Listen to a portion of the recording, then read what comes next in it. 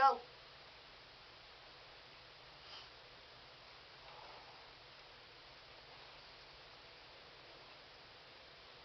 Hi, my name is Bobby Jordan, and I'd like to tell you a story that changed my life.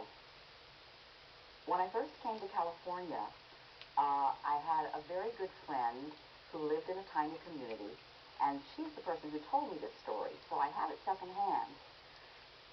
At that time, a young priest came to that community, and we're going to call him by the name of John. It was a small community, and they were thrilled to have a young priest with new ideas who was an exciting person and brought that Catholic Church to life. The community was so happy about this that they got together and they redid the parish hall. The men who were carpenters put new wood into the house, and the plumbers redid the plumbing, and one man was a tile person, so the bathroom was tiled in a beautiful sage green tile, and the community went out of its way to make this a wonderful living place for this young priest.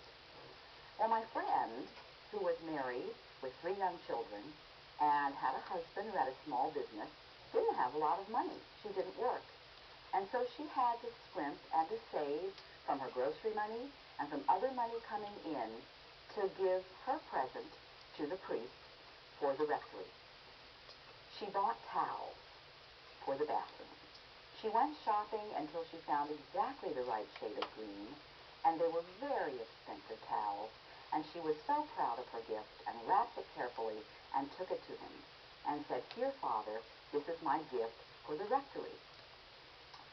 He smiled, he was very pleased, and he knew that she was giving him the gift out of love.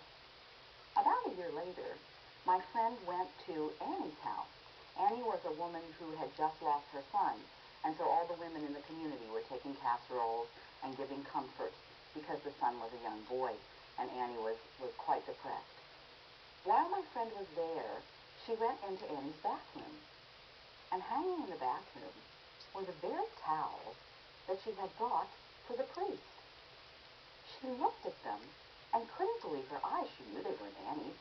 Annie didn't have any money, and besides, Annie's bathroom was salmon. Who would have picked green towels? She went back out. She didn't say a word to Annie. Instead, the next day, she went to the rectory, knocked on the door, had a small conversation with Father, and then said, "I don't understand. I was over at Annie's yesterday, and I saw the towels that I gave you hanging in her bathroom." Well, Father said, "Yes, that's right." And my friend said, "But I worked hard for those, and I saved my money, and I stripped and I saved so I could give you this gift." And Father looked her in the eye and said, "But my dear, Annie needed them." And that's when I had that wonderful recognition that only comes once in a lifetime, that there was a great lesson to be learned here. And the lesson is this: when you give a gift, it is gone. You give it to the person that you love, and then you let go of it. You let it be. If that person, be it your Aunt Tilly, your best friend, wants to take that gift and give it away the very next day, that's just fine. Because you have given not the object, but your love. That was an important lesson for me to learn that day, and that's my story.